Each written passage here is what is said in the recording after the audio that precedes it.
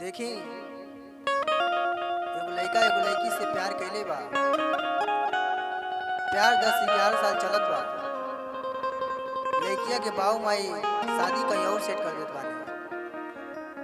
लड़किया अपने प्रेमी से जाके बतावत बा तो लड़कवा रो रो के का कहता,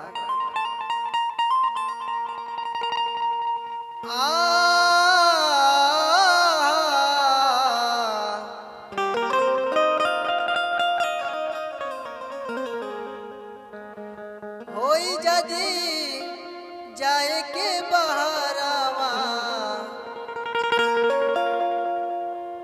होई जदी जाए के ससुरावा,